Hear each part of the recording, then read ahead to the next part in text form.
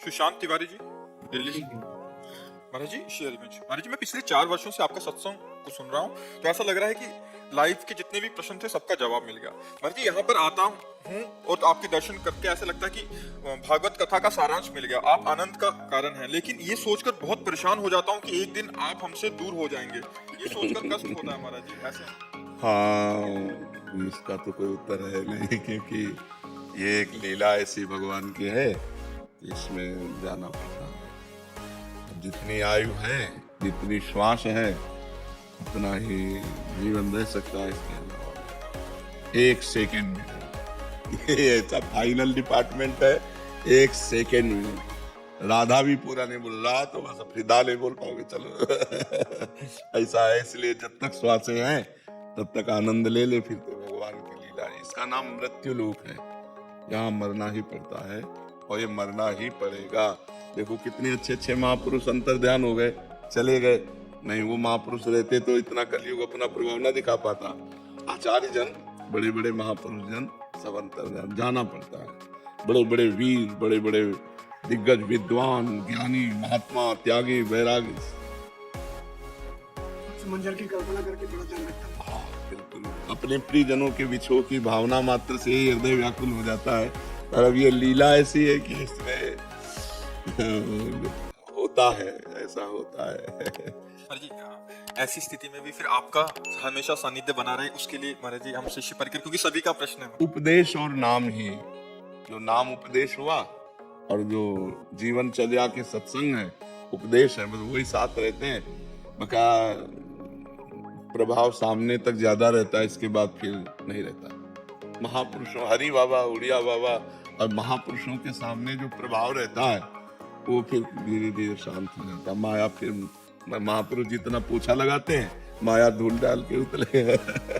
इसलिए जब तक श्वासें हैं तब तक आनंद ले लो, तो पता नहीं कब कौन किसकी कहाँ कैसे श्वास रुक जाए। बड़ा विचित्र खेल है, बड़ा भयावह संसार है, बड़ा भयावह है। भरोसा नहीं है शरीर का भाई, इसलिए हर समय राधा राधा राधा राधा नाम जप करो और जो उपदेश सुना है उसे आचरण में उतारो। यही संतों का सानिध्य है।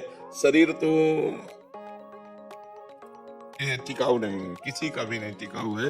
सबको, बड़े बड़े सिद्धों को जाना पड़ा, जो चमत्कार के खजाने थे, जिनमें सिद्धियों के खजाने, उनको भी जाना पड़ा।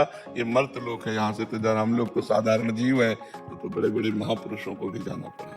ज्ञानदेव, नामदेव, सोपान देव, एक से कबीरदास जी, रहीमदास जी, एक से एक बड़े बड़े महापुरुष।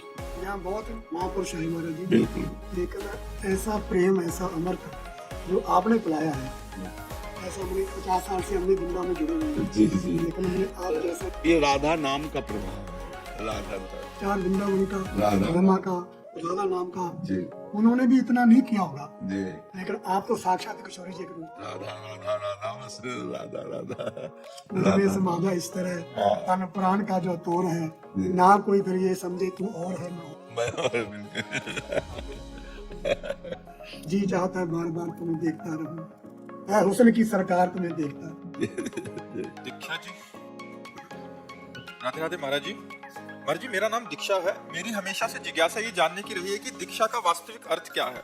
मानव जीवन में गुरु दीक्षा का क्या महत्व है महाराज जी? मानव जीवन में तो पूरा महत्व ही महत्व है गुरु दीक्षा का। बिना गुरु दीक्षा के जीवन का कोई अस्तित्व ही नहीं है। और दीक्षा का तात्पर्य होता है अपने हृदय की गुप्त मंत्रणा, अपने हृदय की गुप्त आध्यात्मिक ज्योति प्रदान करना। जो जीवन भर हमने भगवत प्रताप से प्राप्त किया, वो किसी को प्रदान करना। आध्यात्मिक, दीक्षा शब्द आध्यात्मिक है। तो अपने जीवन, नाम सुकृत धन अपनी जीवन अतिहित मान देत वरदान। वो मानो सामने वाले को वरदान देते हैं कि अपने जीवन भर जो नाम जपा, मंत्र जपा, जो अध्यात्म ज्योति जगाई, वो प्रदान कर देते हैं दूसरे को। नाम सुकृत धन अपनी जीवन अतिहित मान देत वरदान। वृंदावन हित बलिपद पावन भक्ति प्रकाशत ज्यों जग भान। नमो नमो गुरु कृपा निधान, नमो नमो गुरु कृपा निधान। वो गुरु कृपा निधान अपने जीवनी शक्ति, अपनी भागवतिक शक्ति अपने शिष्य को प्रदान करते हैं। यही प्रदान करने का नाम दीक्षा है। और जो मुख से उपदेश देते हैं उसे शिक्षा कहते हैं। जो हृदय के गुप्त मंत्र को देते हैं उसे दीक्षा कहते हैं। सीमा जी, राधे राधे महाराज जी। महाराज जी, कैसे पता चले कि हम दीक्षा लेने के लिए तैयार हो गए हैं? दीक्षा लेने के लिए सब तैयारी है, बस मांस मदिरा बेविचार जुआ परधन अपहरण इन बातों को छोड़ दे। और जैसे भी हम नीच अधम हैं वो गुरुदेव की दृष्टि पड़ने पर हो। लोहा कभी सोना नहीं हो सकता, लेकिन पारस के स्पर्श से सोना होता है। हम कभी योग्य नहीं हो सकते, हम सदैव अयोग्य हैं, पर गुरुदेव की कृपा ही योग्य बनाती है। तो हम अयोग्य होकर गुरुदेव की शरण में जाएंगे तो सच्ची शरणागति होगी। अगर हम अपने को योग्य समझकर गुरु की शरण में जाएंगे तो शरणागति ही नहीं होगी। असरण शरण श्याम जी को बानो। जब हम असरण हुए तब शरणागति हुई, जब हम अयोग्य हुए तब गुरुदेव की शरण हुई। तो हम अयोग्य हैं, पर ये बातें नहीं होनी चाहिए जो मांस मदिरा विचार गीत क्रीड़ा पर स्त्री गमन आदि और पर द्रव्य अपहरण आदि, ये जो बहुत महापाप है, ये नहीं होने चाहिए। तो फिर गुरु की शरण में जाए तो बहुत जल्दी लाभ प्राप्त होता है। और फिर दूसरी बात, हम जैसे हैं वैसे गुरु के शरण में चले जाए, वो संभाल लेंगे। अस्पताल बना ही बीमार लोगों के लिए है, नहीं अस्पताल के बाहर लिख दे कि आपको टीबी कैंसर किसी भी तरह का रोग ना हो, फिर आप एडमिट होइएगा, तो अस्पताल हंसी का पात्र होगा कि नहीं होगा? भाई अस्पताल तो हाई रोगी लोगों के लिए। तो अयोग्यों के लिए ही शरण शरण गुरुदेव भगवान है, जो अपने जैसे नीचों को भी स्वीकार करके महान बना देते हैं। तो हम कैसे भी हो, अगर हमारे अंदर प्रबल इच्छा जग जाए कि मुझे भगवान से जुड़ना है तो गुरुदेव से जुड़ जाना चाहिए। यही योग्यता है, प्रबल इच्छा होना ही योग्यता है। आदित्य जी, महाराज जी, कई बार हम सांसारिक गीतों पर आपको याद करके भाव विभोर हो जाते हैं, उस रचना को भी सौभाग्यशाली। हम भी होते हैं। ये तो बात है कि जैसे कभी हमको भ्रमण करते थे और कोई संसारिक गीत जैसे कान में पड़ते ही एकदम समझ से हुआ, अरे एकदम बिल्कुल तन्मयता भगवान में है, प्रभु कैसे आपके बिना जुए। तो शब्द तो सांसारिक है, तो बात बहुत जोड़ती है। कभी कभी ऐसे शब्द पढ़ते हैं जो ऐसे दिल को एकदम छू जाते हैं, तो अपने अपने प्रीतम में जुड़ते हैं। वही बलमा है, वही सजना है वही प्रीतम है, वही प्यारे है, वही जीवन है सबके। अगर बलमा से असली बलमा निकल जाए तो फिर उन बलमा को जला दिया जाता है, ले जला दिया जाता है। वही बालम है, वही प्रीतम है, वही प्राण प्यारे, वही साहब है, वही भगवान है, वही प्रभु है। तो लक्ष्य करके यदि हम संसारी पुरुष को उसे देख लें तो वो बात संसारिक हो गई, तो अगर उसे प्रभु में देख ले तो बहुत जोर की हो गई। वो आप स्वीकार करते हैं, भाव बनता है तो आप स्वीकार करते हैं, आए हो मेरी जिंदगी में तुम बाहर। हाँ, भाव अगर भाव करे तो बहुत सुंदर सुंदर भाव है। अब संसार में जोड़ोगे तो संसारिक हो जाएगा, अगर इसे भगवान में एकदम जोड़ो तो कैसा एकदम भावपूर्ण है। तो कुछ शब्द ऐसे हैं जिनको अगर हम भगवान से जुड़ते हैं, हम इष्ट से जुड़ते हैं, गुरु से जुड़ते हैं, हम तो ध्वनि में राधा नाम कीर्तन करवाते हैं, ध्वनि में राधा नाम कीर्तन। हम उसका उद्देश्य क्या है? बात यह है कि हम बहुत बना के बोल रहे हैं कि उद्देश्य यदि संसार है, घटिया है, हम बिल्कुल खड़ी भाषा में बोल रहे हैं, लेकिन उद्देश्य बढ़िया है तो बढ़िया बात हो जाती है। अगर हमारा भाव जुड़ा और एकदम भगवान से जुड़ गया तो फिर उद्देश्य हमें तो मतलब एक दिन देखा कि एक बारात जा रही है, लोग खूब मत नाच रहे हैं और मधुकरी मांग के पा के निकले थे बिहारी जी की गली से।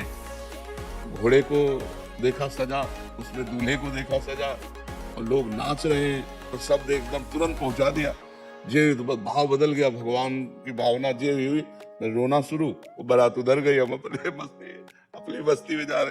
तो भावुक जनों को संसारिक घटना भी भाव में डुबो देती। पंडित गया प्रसाद जी महाराज ने देखा कि एक गोबर की छवरिया रखे माई जा रही और उनका लाला पीछे दौड़, और वो बाल गोपाल के उपासक वो बार बार मैया की अंगुली बार, अब वो बस भावना में आ गए कि यशोदा मैया, और ये लाल भाव में डूब गए। एक बार वो जो सर्प करने वाले होते ना सपेरे, वो हाँ, तो संत वेश में ऐसे लाल कपड़े साष्टांग दंडवत से, शिष्यों ने कहा महाराज जी ये संत नहीं, अरे वो संत साक्षात सर।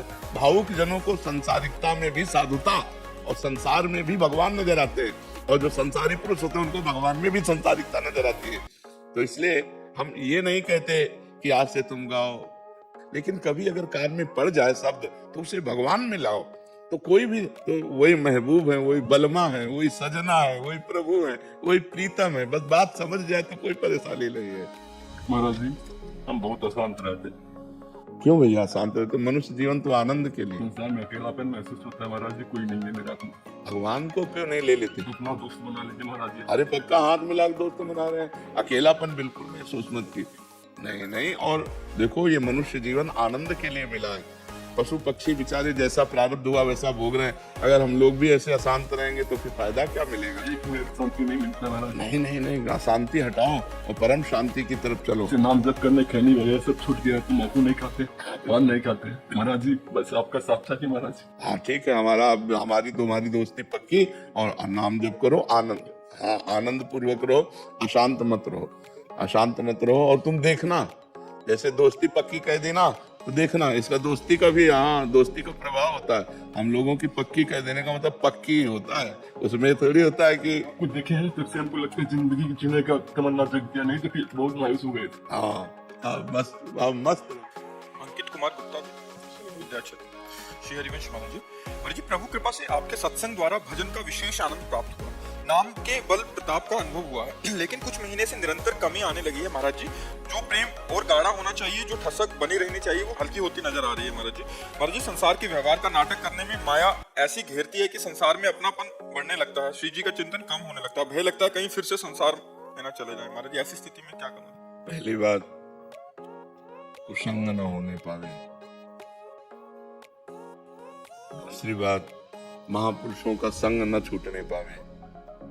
तीसरी बात, भोजन का सुधार होना चाहिए, अल्पाहार और पवित्र भोजन होना चाहिए। चौथी बात, मरना है ये ध्यान रखना चाहिए। ये ध्यान रहेगा ना, होता नहीं। कस्तरति मायाम, माया से कौन तरता है, कौन तरता है? बोले यो संगास त्यजति, यो महानुभावो सेवते, यो निर्ममो भवते। जो कहीं ममता नहीं करता, कुसंग का त्यागी है, कुल सत्संग का अनुरागी है, उसका भजन बढ़ना ही चाहिए। भजन घट रहा है इसका मतलब हमसे कोई त्रुटि हो रही है। खान पान, भोग क्रिया विलास, संग, निंदा स्तुति, इनसे भी भजन कम होता है। अगर किसी की निंदा कर दोगे तो आपका भजन क्षीण हो जाएगा। पर निंदा के किए थे आवत ने कछ हाथ, मूरख पर्वत पाप को ले चल अपने साथ। पराई निंदा भक्तन निंदा अति बुरी, भूल करे जिन कोय, किए सुकृत बहुजन्म के छिन में डारे खोए। तो हम ऐसी सावधानी रखें, कम बोलना, कम सुनना, कम देखना, अधिक भजन करना। नीरस भोजन सरस भजन, सरस भोजन नीरस भजन। खूब बढ़िया बढ़िया पकवान, अच्छे अच्छे पदार्थ पाओगे, भगवान में रति थोड़ी होगी, भोगों में रति होगी, मन भोगों की तरफ लालायित होगा। और प्रयत्न, जैसे हमारा मानसिक भजन नहीं चल रहा तो उपांशु चलाने लगे, उपांशु भी नहीं चल पा रहा तो हम वाचिक पे आ जाते हैं, राधा राधा राधा राधा राधा राधा राधा राधा राधा। तो जहाँ सत्वगुण आएगा फिर हम उपांशु और मानसिक में ऐसे लगो जैसे गरीब आदमी धन कमाने में लगता है। ऐसा चिंतन करो जैसे कामी पुरुष कामिनी का चिंतन करता है। कुछ नहीं है, मरे तो कुछ नहीं है, फाइनल बताओ क्या है हमारे पास, है ना? फाइनल में जब हम जाएंगे तो अपने पास है क्या? हाँ, तो बस इसी पर हमें चिंतन करना चाहिए। इसीलिए हम चौथे नंबर में मरना स्मरण करने की बात कही। शरणागति इसी रोग से हुई थी कि अब शरीर में कुछ ऐसे रोग आए कि अब लगा कि शायद बचे, तो वो आनंद भजन में आ रहा था प्रभु, वो सहज हो रहा था और फिर धीरे धीरे संसार के काम लायक शरीर हो गया, तो फिर वैसे रति कम होने लगी। हाँ, नहीं तो कम नहीं होनी चाहिए। शरीरम व्याधि मंदिरम, फिर नया देवता प्रकट हो जाएगा, नया रोग प्रकट हो जाएगा, और नहीं होगा तो प्रतिपल हमारी आयु नष्ट हो रही है। ये तो भय बना रहे। अमरौती थोड़ी खाए कि अमर हो जाएंगे हम, शरीर स्वस्थ हो गया तो अब मरना ही तो है। जब मरना है तो अपने कर्तव्य का पालन करते हुए, भगवान नाम का निरंतर जप करते हुए भगवान की शरण में मरना है कि अब हमारा मरना आखिरी मरना है ना, तभी तो मृत्यु सार्थक होगी। तो बच्चे पैदा कर लेना और जीवन पोषण कर लेना, ये तो पशु पक्षी भी जानते हैं। परमात्मा चिंतन करके जीवन मुक्त होना, ये मनुष्य जीवन का लक्षण है। दूसरे शरीर में ये क्षमता नहीं है। खूब नाम जप करो, प्रयास करो और डरते रहो, कभी भी शरीर छूट सकता है, कैसे भी छूट सकता है। रोगे से केवल थोड़ी छूटता है, कैसे भी छूट सकता है। एक्सीडेंट हो जाए, कोई भी कुछ भी घटना हो जाए, इसका नाम मृत्यु लोक है, कभी भी हम मर सकते हैं। इसलिए हम सच्ची कमाई की तरफ बढ़े। ये बिल्डिंग, ये यश कीर्ति, ये सब मिट्टी धूल दूसरी। बड़े बड़े महाबली हुए, बड़े बड़े ज्ञानी हुए, सब काल सबको चाट रहे हैं। इसलिए हमको तुमको भी जाना है निरंतर भजन। ये संसार बहुत समझ जाओ और अपने आप को भयभीत करो तो भजन होने लगेगा। शरणागति परिपक्व तभी होती है जब भय लगता है संसार से। निर्बल बनकर सबल भगवान की शरण होने का मन तभी होता है जब संसार से भय लगता है, और जब संसार अच्छा लगता है तो भगवान को भूले हुए जीव देखो लगे हुए हैं संसार में। धर्मपाल जी दिल्ली से। राधे महाराज। राधे राधे महाराज जी। महाराज जी, प्रेम किससे होता है? प्रेम क्या है? मुझे कैसे पता चलेगा मुझे मुझ में प्रेम बढ़ रहा है? शायद दिल को कोई मसला करे, इसको ही इश्क कहते हैं। अपने प्यारे की याद में दिल के जो मैं ऐसा जानती, प्रीत किए दुख होए, नगर ढिंढोरा पीटती अजी प्रीत न करी। भगवान के लिए ही प्रीत शब्द सार्थक है। संसार में तो सब लोग किए हुए हैं, हाथ कुछ नहीं लगता। प्रीत की सार्थकता, प्रेम शब्द की सार्थकता भगवान पर है। जब भगवान की याद करके रोना आने लगे, इतने दिन हो गए आप मिले नहीं, मैं निर्बल हूं, कैसे प्राप्त करूं आपको? आप अव्यक्त हैं, आप सब जगह हैं, पर मेरी क्षमता नहीं कि मैं आपको देख सकूं। हे नाथ कृपा करो। और प्रतिपल भगवान के प्रति आर्त भाव, रुदन, भगवत चिंतन, भगवत लीला कथाओं के श्रवण में अत्यंत आसक्ति, यही प्रेम के लक्षण है। भगवान का चिंतन करना ही प्रेम प्राप्ति का उपाय है। भगवत प्रेमी महात्माओं का संग करना ही भगवत प्रेम प्राप्ति का उपाय है। समझ पा रहे हैं आप? महाराज जी, मैं परचून की दुकान करता हूँ। जो भी कस्टमर आता है मैं उनको बोलता हूँ राधे राधे बोलो, और राधे राधे बोलते हैं, फिर उनको मैं सामान देता हूँ। कुछ गलती नहीं करता। अरे बहुत बढ़िया काम करते हो भैया। दूसरों से भी भगवान नाम उच्चारण करवाते हो, उनका भी मंगल और आपका भी मंगल। बहुत सुंदर है, बहुत सुंदर। शिवानी जी बेंगलोर से। राधे राधे महाराज जी। महाराज जी, आपके वीडियो की प्रेरणा से 1.5 साल पहले 11 माला सांब सदाशिव जाप का नियम लिया, पर महाराज जी अब यंत्रवत सा होने लग गया है। नाम को मन में लिखकर सजाना और गहरा ध्यान लगता है मेरा। क्या मैं आपकी अनुभूति से गिनती और माला छोड़कर नाम मानसिक लिखना ही? गिनती तभी तक जब तक तन्मयता न हो। जब तन्मयता होने लगे तो गिनती की जरूरत नहीं। भगवान गिनती से नहीं मिलते, भगवान तन्मयता से मिलते हैं, प्रीति से मिलते हैं। गिनती से गणना तो मन को भगवान में लगाने के लिए है। जब मन लगने लगे तो जैसे माला जपते हैं तो माला चलाने की प्रक्रिया, उसकी गणना, ये उसमें बहिर्मुख होना पड़ता ना। अब जैसे गाढ़ चिंतन हो रहा तो भी माला धरते हैं। भगवान को गणना नहीं, भगवान को चिंतन चाहिए। शांत या क्रियारत है, भगवान का अंदर ही अंदर चिंतन कर रहे हैं। गणना तो केवल मन लगाने के लिए है। माला या काउंटर, ये जो पद्धति है, ये केवल मन लगाने के लिए। मन जब लग गया तो फिर मन को हटाना नहीं चाहिए। फिर कि मन हटा करके हम माला आदि में फिर जीवन में जैसे अपने रहा तो एक लक्ष्य रहा बचपन से कि मुझे एक भी क्षण भगवान का विस्मरण नहीं होने देना। तो कुछ दिन तो माला चला, फिर माला भी विक्षेप सा लगने लगा। अब चल रहा है, उसको अभ्यास में लाओ। तो जैसे दिल धड़क रहा है, इसको धड़काना थोड़ी है। ऐसे जब अभ्यास पुष्ट हो जाता है, तो अपने आप चलने लगता है। अभ्यास करके देखो ना। तो जब ये अभ्यास आ जाए तो इसी पर ज्यादा जोर देना चाहिए। गणना तो केवल मन लगाने के लिए कहा जाता है कि 11 माला जप लो, 21 माला जप लो, ये तो मन लगाने के लिए है। बालकृष्ण वशिष्ठ जी गोकुल से।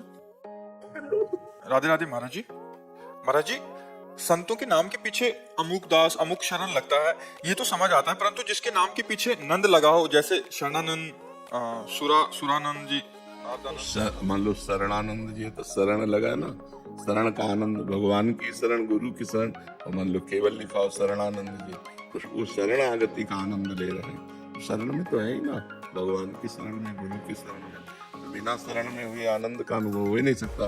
तो शरणानंद अर्थात भगवान की शरणागति का आनंद लेने वाले। समझ रहे ना? कोई भी संत हो, जो नाम लिखा होता है वैष्णव जनों में, उनमें दास और शरण लिखा होता है। और जो सन्यासी जन होते हैं, तो अहम ग्रह उपासना होती है, उसमें फिर शरण और दास नहीं लगता है।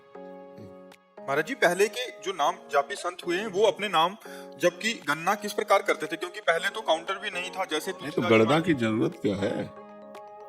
ये तो गणना एक नियम दिया जाता है कि जो विषयी पुरुष है, संसारी जन है, वो अपना मन लगा सके भगवान में कि आपको 11 माला जपना है, 16 माला जपना है, 21 माला। कोई भगवान गणना से मिलते हैं क्या? श्वास श्वास नाम जपे दुविधा राय न कोई। अगर श्वास श्वास भगवान का नाम जप रहा है तो भगवत प्राप्ति में दुविधा नहीं। श्वास नाम श्वास दो बिलक चलत है, इनको भेद न मुंह को भावे।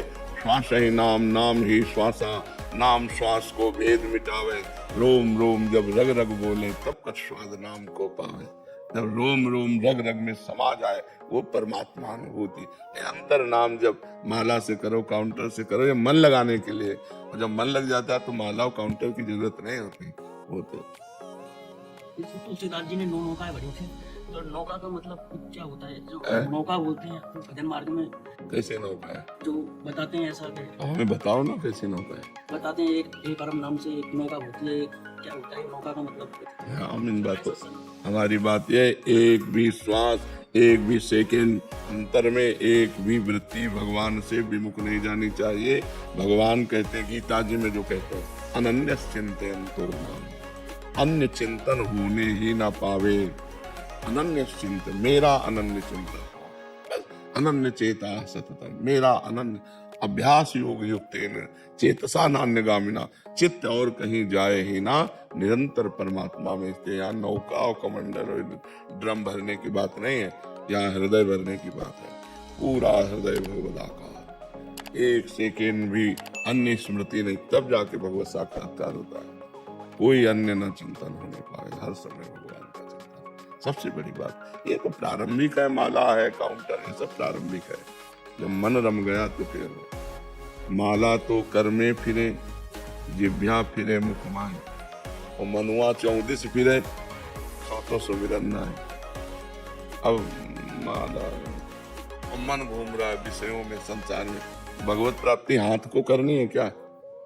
मन को करनी है। मन विषयी मन जगदाकार दुर्गति, भगवत भजन परायण मन भगवदाकार सदगति। खास बात समझ नहीं, निशाने पे तीर मारो, इधर उधर भटकाने से क्या। मन जो विषयों में लगा हुआ है वही विषयाकार, परिणाम दुर्गति। मन जो भगवान में लगा हुआ है भगवदाकार, परिणाम भगवत प्राप्ति, सदगति। तो हमें भगवान की प्राप्ति करनी है, तत्व बोध करना है, तो खूब नाम करें। गणना भगवान को दे दे कि आप गिनो। हमारा तो काम है आपका सुमिरन करना, हर क्षण आपका सुमिरन करेंगे। जीवन में एक ही नियम बनाया कि मुझे भगवान को भूलना नहीं है, बस निरंतर नाम जप करना है, बस उसी से सब कुछ। इधर उधर भटके नहीं, किसी को साथी नहीं बनाया, किसी को आदर्श उसी को बनाया जो भगवत प्राप्त है। सन्यास के आदर्श पूज्य पाद उड़िया बाबा, भक्ति के आदर्श पूज्य श्री हनुमान प्रसाद पोद्दार जी, प्रेम के आदर्श महाप्रभु हरिवंश चंद्र जी। आदर्श बड़ों को रख करके उनके अनुसार आचरण करते हुए चलो, लक्ष्य को प्राप्त हो जाओगे। प्रीति शर्मा जी, चेन्नई से। राधा वल्लभ श्री अरविंद महाराज जी, आपके चरणों में कोटि कोटि। महाराज जी, 2 साल से आपको नियमित सुनने का सौभाग्य मिला है। गुरुदेव, आपने मुझे नई दिशा दिया है, सार्थकता दिया है। महाराज जी ये कह रहे हैं कि बहुत बुरे और जोरदार प्रारब्ध के कारण जब शादी के 8 वर्षों के बाद एक पुत्र रत्न की प्राप्ति हुई, वो शारीरिक रोग से ग्रस्त था। फिर उसकी चिंता में ऐसा शोकित हुआ, मन की डिप्रेशन में चले गए। फिर आपको सुना तो जैसे एक माँ समझा रही हो कि बेटा देख, ये तो अपना प्रारब्ध था, हमें ही काटना पड़ेगा, तुम नाम जप करो, हर परिस्थिति में विजय प्राप्त होगी। महाराज जी, आपके इन शब्दों ने प्रथम अनुभव बता नहीं सकती कि क्या हुआ। महाराज जी, मैं एक मदालसा नाम की माँ जैसा तो नहीं बन सकती और ना ही उनके समान हूँ, किंतु फिर भी ऐसा क्या करूँ कि अपने और प्रारब्ध से जुड़कर जीवात्मा जो संतान रूप में मिली है उसको फिर से गर्भ में ना आना पड़े, उसके लिए जी मैं क्या कर सकता हूँ? भजन दान, हम भजन करें और भगवान को साक्षी करके उस जीवात्मा को प्रदान करें, तो वो जीवात्मा का परम कल्याण होता है।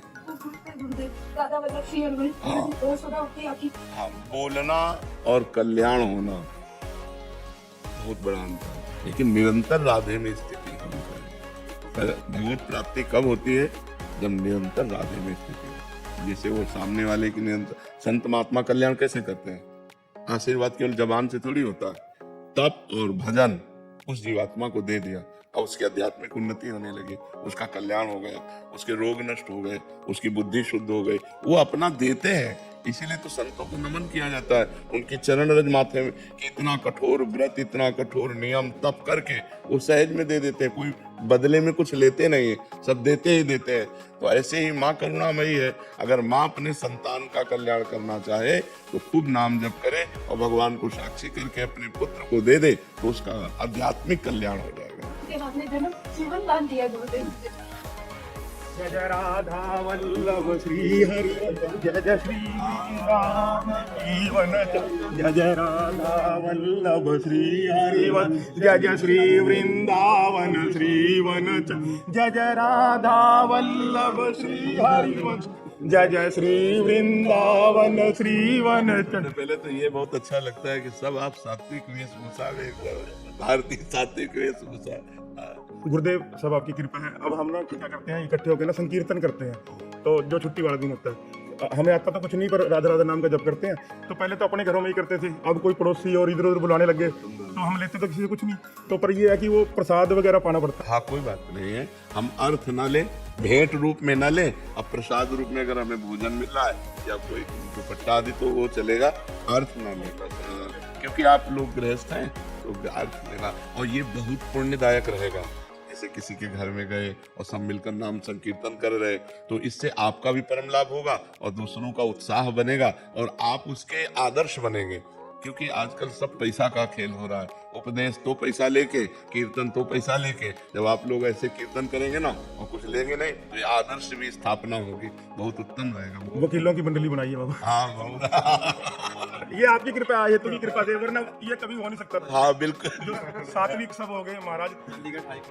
हाँ जी, जितना मंगल हो सके। देखो आज एकांतिक में एक ने प्रश्न किया कि मनुष्य जीवन का उद्देश्य क्या है। सब लोग अपने अपने अलग अलग उद्देश्य, हमका वो उद्देश्य नहीं, उद्देश्य है साधन धाम मोक्ष कर द्वारा, पाई न जे परलोक संभारा, सो परत्र दुख पावई, सिर धुनि धुनि पछताए, काले कर्म ईश्वर मिथ्या दोष लगाए। जैसे आप वकील बन गए तो वकील बनना आपका उद्देश्य पूर्ति नहीं है, वकील बनना कर्तव्य है, और वकालत से जो मिल रहा है वो जीवन जीने के लिए, लेकिन जी किसके लिए रहे हो? वकील के लिए नहीं, वकील तो एक कर्तव्य है। वकालत से मिला हुआ अर्थ जीवन जीने के लिए, लेकिन जी किसके लिए रहे हो? परमात्मा के लिए। अब उद्देश्य सही होगा तो वकालत रूपी कर्तव्य कर्म करते हुए, प्राप्त अर्थ के द्वारा परिवार का पोषण करते हुए, जीवन जीते हुए यदि हम राधा नाम जप कर रहे हैं, परमात्मा का चिंतन कर रहे हैं, अब हम सही उद्देश्य पर हैं। अब देखो इसमें ये हो गया कि अब आपसे कोई अधार्मिक पुरुष यदि अधर्म कराना चाहे तो आप करोड़ों पे लात मार देंगे कि भाई अब नहीं हो सकता, पहले मैं धर्म से नहीं जुड़ा था तो हमारी बात समझ में नहीं आई थी, अब मैं भगवान से जुड़ गया हूँ, मैं भूखा रह सकता हूँ लेकिन अधर्म नहीं कर सकता। अब उद्देश्य सही हो गया, अब उद्देश्य महान होने पर आपको महान बना देगा। जिसका उद्देश्य महान है वो व्यक्तित्व का महान उसका हो जाता है। आप आदर्श बन सकते हैं हमारे समाज के। जैसे आप कीर्तन करने जाते कुछ लेते नहीं तो ये आदर्श ही तो है। बहुत सुंदर कृति जी। और एक वकील सुधर गया तो समझो 500 लोग सुधर गए। बिल्कुल। कार्य करवाने के लिए लोग आएंगे, हम कहते हैं नहीं भाई ये नहीं होगा आपका, तो फिर वो सोचेगा, उसके भी दिमाग में ये बात जाएगी, ये तो उपदेश देने लगे। फिर उसके मन में आएगा भी चलो छोड़ो यार, ये तो क्यों लड़ाई करनी। मना कर देते हैं, गलत कोई होता है मना कर देते हैं, हम नहीं लेंगे आपको। भाई पैसे खराब मत करो। इन्होंने ना हाईकोर्ट में भी अपना एक अलग से स्थान बना लिया। हर कोई आके सीट पर आके राधे राधे करता है, बैठता है आके, और वहाँ पे एक ऐसा होना क्रिएट हो चुका है कि जब दूसरे तरह के लोग कहते हैं यहाँ पे चले जाना, तो जाओगे यहाँ दारू छुटवा देंगे। और महाराज जी जो भी कुछ आती है चीज, पहले तो मैं अकेला भोग लगाता था, अब इतनी देर ये मेरा इंतजार करते हैं। मैं अगर कोर्ट में हूँ ना जी, कोई चीज आ गई तो भोग लगाने के लिए पहले मानसिक भोग लगेगा श्री जी को, उसके बाद सारे पाएंगे। कितना बढ़िया प्रेम, कितना बढ़िया प्रेम का व्यवहार हो रहा है। बहुत ये सब आपने सुधारा है, हम तो वरना उसमें ही थे महाराज। सुंदर, नहीं तो प्रायः इस मार्ग में बुद्धि पतित होती। हाँ बिल्कुल थी जी, पहले थी जी। हाँ, खाओ पियो मौज मस्ती। अब वहाँ हर समय आपकी चर्चा होती है, वृंदावन की चर्चा होती है, भाई यही बात होती है। अभी अब छुट्टी थी तो उसी दिन आ गए सारे। बहुत बहुत सुंदर, बहुत। जय जय श्री राधा जी जी महाराज जी, आप दोनों का लगभग एक जैसा प्रश्न है। आप कह रहे हैं कि प्रभु के द्वारा बनाई गई सृष्टि के कारण इनका पुरुष से पुरुष और इनका, तो महाराज जी कह रहे हैं कि मतलब अज्ञानतावश पुरुष जी कह रहे हैं कि 150 से भी अधिक पुरुषों से संबंध हो गया, अभी इतना नाकर्म हो गया, मैं भूतकाल की सारी वैसे किसका, वैसे कोई छुपाने या शर्माने का विषय नहीं है। जैसे हम डॉक्टर के सामने अपनी हर कमी रखते हैं, ऐसे हम संत सदगुरुदेव के सामने अपनी बात रख सकते हैं। तो हमें ये लगता है कि तुम्हारे ऊपर भगवान की विशेष कृपा है। क्या अगर आप पुरुष संयोग ना करें तो स्त्री से आपकी आसक्ति नहीं है तो आप एक भगवत प्राप्त महापुरुष बन सकते हैं। क्योंकि त्रिभुवन में जब जब जहां जहां जिसने साधना की तो उसको स्त्री से मुंह की खानी पड़ी। शास्त्रों में बहुत वर्णन है और तुम्हारा स्वाभाविक आकर्षण नहीं। क्यों? तुम्हारा स्त्री की तरफ स्वाभाविक आकर्षण नहीं, बस रोक लेना। अच्छा, थोड़ा विवेक से सोचो, आपने ऐसा किया भी, क्या मिला आपको? मतलब परिणाम बिल्कुल खुल के अपने से बात करते हैं जैसे दोस्त बात करते हैं, केवल डर मिला और चिंता मिली और कोई सुख तो मिला नहीं।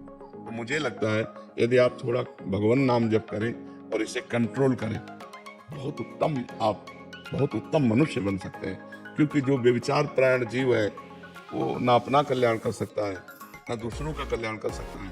और ये जो काम भोग सृष्टि में रखा गया है, एक सृष्टि क्रम को बढ़ाने के लिए रखा गया है, सृष्टि क्रम को बढ़ाने के लिए रखा गया है।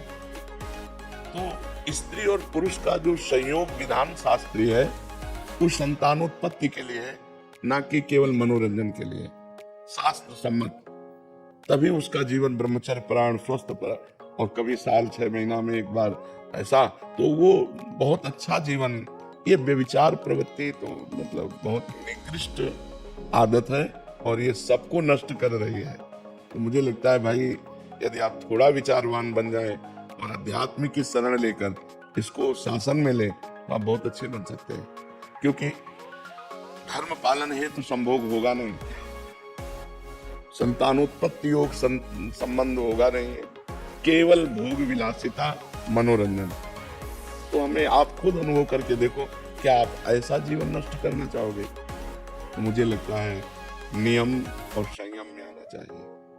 अगर आप अभी अनुभव कर लें तो कर लेने, कुछ दिन बाद हमारी बात याद कर लेना, हाथ कुछ नहीं लगेगा। अच्छा, दूसरी बात, थोड़ा विचार करो, कहाँ क्या है सुख भाई? हम ऑपरेशन करके आपको बता रहे दिमाग की, हमारे दिमाग का क्या है भाई? कौन सा सुख है? दुर्गंध और मल भरा हुआ है, वहीं से तुम्हारी रखी है। मुझे लगता है कि ये पूर्व संस्कारवश, ये आपकी कोई उपज नहीं है, ये आपकी कोई मनपसंद बात नहीं, आपके दिमाग में पूर्व प्रारब्ध वसात ये संस्कार है। तो इस संस्कार को जीतने के लिए मनुष्य शरीर मिला है, इसी संस्कार में मिट जाने के लिए नहीं मिला। अगर आप जीतते नहीं है तो मिटा देगा। कितना गंदा स्वरूप आपका होगा, चाहे वो बहन हो चाहे भाई हो, आप विचार करके देखो।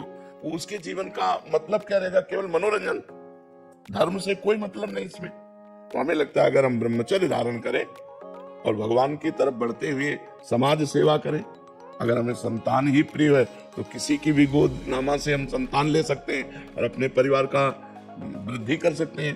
तो मुझे लगता है व्यर्थ में ऐसा अगर ना कीजिए तो बहुत विशाल जीवन बन जाए। ब्रह्मचर्य भी तो एक मार्ग है जिसके द्वारा हम परमात्मा प्राप्ति करें, समाज सेवा करें, जो चाहे वो कर सकते हैं। इस तरह मल द्वार में अपने को आसक्त करके जीवन व्यतीत करना मुझे लगता है कि ठीक नहीं। स्त्री पुरुष का जो संयोग है वो संतान उत्पत्ति के लिए, धर्म में काम को भगवान अपना स्वरूप कहते हैं, धर्म में काम में हो, तो वो धर्म तो यहाँ दिखाई नहीं दे रहा। और ये आप में ही नहीं है, लाखों बच्चों में है। और वो उनकी कोई उपज नहीं है कि वो अपनी उपजाए हैं, ये बात वो उनके स्वभाव में पूर्व प्रारब्ध से आई हुई है, पर वो विजय प्राप्त कर सकते हैं। अगर वो इस तरह से अपने जीवन को नष्ट करेंगे तो कब तक नष्ट करेंगे? क्या घृणा नहीं होती आपको? हाँ, तो मुझे लगता है इसका सुधार किया जाए। वृंदावन में भी आके कई बारी मतलब 8 हमारी, देखो, अगर हमारी गंदी बात है तो हम कहीं भी जाएं, गंदी बात तो हमारी रहेगी। तो सत्संग में जैसे बोले कि ये तो जाओ हाँ बिल्कुल पाप। क्या होगा कि एक पाप आपको लाख बारी दंड देगा तो आप हाँ तो आप ऐसा करना कि वृंदावन की परिक्रमा करना, नंगे पैर और मौन रहना, नाम जप करना राधा राधा, और फिर साष्टांग दंडवत करना जब परिक्रमा हो जाए। तो गलती मानना वृंदावन से, बड़ा कृपालु वृंदावन है, वो क्षमा कर देगा। और धीरे से इसका सुधार कीजिए, सुधार करने से ही हमारी बात बनेगी, नहीं तो जीवन बर्बाद हो जाएगा बच्चा इसी जो पिछली घटनाएं हैं वो वर्तमान के चिंतन को खराब करते हैं। इसीलिए वर्तमान में राधा नाम जप करो, अधिक भगवान नाम जप करो, बलिष्ठ बनो, इंद्रिय विजयी बनो, समाज सेवा करो, माता पिता की सेवा करो। संतान की आवश्यकता हो तो बहुत से लोग ऐसे हैं जो अनाथालय में संतान दे देते हैं। बहुत सी ऐसी सुविधाएं हैं जिनके द्वारा हम अपनी वंश परंपरा चलाने के लिए दूसरों की संतान, या अपने रिश्ते नातेदारों में बहुत से संतानें होती हैं, हम किसी से गोदनामा लेकर अपनी संपत्ति का अधिकारी उसे बना सकते हैं। पढ़ाए लिखाए उसकी सेवा करें। ये अभी और जी हैं यहाँ बैठे हैं, वो भी कह रहे हैं कि हमसे अब ये जलाते हैं जो पाप हो गए हैं, तो कह रहे हैं कि अभी इतना ऐसा लग रहा है कि सब त्याग कर भगवत शरण में आ जाएं और भगवत हम की शुद्धिकरण करें हमारे जीवन। हम किसका, हम त्याग की बात ये नहीं कहते कि बाबा जी बन जाओ। देखो ये तो हमारे भाग्य में भेष था, भेष से भगवान की प्राप्ति नहीं होती, उद्देश्य से भगवान की प्राप्ति होती है। आप गृहस्थ में रहिए, अच्छे पवित्र आचरण कीजिए, ब्रह्मचर्य का व्यवहार कीजिए, जैसा हमें जीवन मिला है हम उस जीवन को सही मोड़ पे लाएं। ऐसा तो है कि हमारे गलत संस्कार हैं तो हम गलत संस्कारों की तरफ बढ़ते चले जाएं। अगर हमारे गलत संस्कार है, हम दोनों मित्र की तरह रहे, पवित्र रहें, अच्छे आचरण करें, दोनों मिलकर कमाएं और किसी गरीब की सेवा कर दें।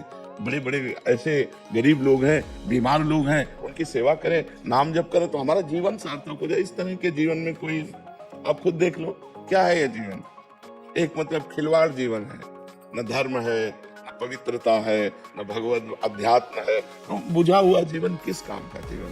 तो सुधार किया जाए, और ये आपका दोष नहीं है, ये आपके पूर्व जन्म के संस्कार में, आप जैसे लाखों बच्चियां लाखों बच्चे हैं, लाखों हैं, कोई एक दो नहीं, कोई शर्म की बात नहीं, लाखों बच्चे बच्चियां हैं। हाँ, इसको सुधारा जाए, इसको सुधारा जाए। अच्छा मान लो जैसे ये कह कि हम तो दोनों जीवन भर मित्र भर, तो क्या जीवन का उद्देश्य आपका केवल इतना ही है? मतलब आपका जीवन इसी में समाप्त है? मनुष्य जीवन का उद्देश्य केवल इतना ही है, इंद्रिय जन्य भोग नहीं यार। मनुष्य साधन धाम मोक्ष कर द्वारा, पाए न जे पर लोक समारा, सो परत्र दुख पावई, सिर धुनि धुनि पछताए, काले कर्म ईश्वर मिथ्या। ये संयम से रहो, अभ्यास करो, संयम से रहो, दोनों मित्र की तरह एक जगह रहो, दोनों कमाओ, समाज की सेवा करो, परिवार की सेवा करो, और गंदा आचरण न करो। जरूरी है गंदा आचरण करना, गंदे आचरणों से हमारा अंतःकरण निर्बल होता चला जाता है। जो खुद आप अनुभव कर लो, एक अपने से घृणा सी आने लगती है, अरे कब तक करूंगा, कब तक। तो इसलिए उठो, ये कोई आप में ही दोष नहीं है, चराचर जगत में दोष है। पशु पक्षी हर जीव काम से व्याकुल है। भगवान की शरण में आकर, भगवान का नाम जप कर, भगवान का चिंतन करके हम अध्यात्म बल से इसे रोक सकते हैं, दूसरा कोई उपाय नहीं। देखो जेलें भरी हैं, अगर आप पूरी जेल को छानोगे तो आधे निकलेंगे व्यभिचार में, आधे केवल व्यभिचार प्रवृत्ति वाले मिलेंगे जो जेल में भरे हैं। ये मन है, ये गंदी आदतों में ले जाकर आपको ही नहीं सबको अगर बचे हैं तो अध्यात्म की शरण में, भगवान की शरण में, सतमार्ग में, नहीं तो बचने का कोई चांस नहीं है।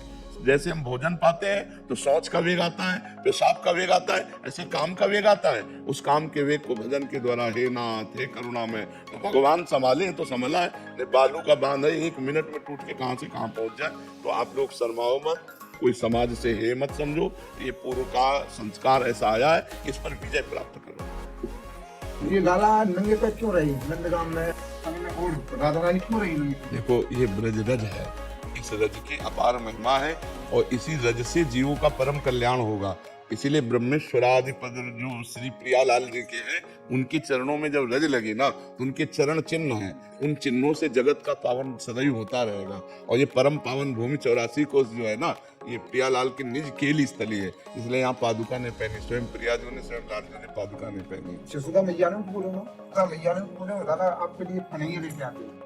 हाँ वो घर में भले पहने हो, लेकिन कभी ऐसा हमने नहीं पाया कि ना पहनकर कि पहरा ही नहीं हाँ कि वो हाँ हाँ 11 साल 52 दिन नंगे पैर गाय चराई बिल्कुल बिल्कुल बिल्कुल हाँ और चप्पल नहीं पहनी। उसने यूं कही कि पेड़ पौधा जीव जंतु पशु पक्षी जितने भी हैं साधु और जहाँ पर भी यहाँ पर रह रहे हैं उस सब मेरी आराधना है, मेरे भजन कर रहे हैं, तब कर रहे हैं श्री राधा रानी ने और लाला ने। बिल्कुल तो बिल्कुल उसकी अगर मैं पैर धरूंगा का अपराध मुझे लग जाएगा, अगर नंगे पैर जाऊंगा तो उसका उद्धार हो जाएगा।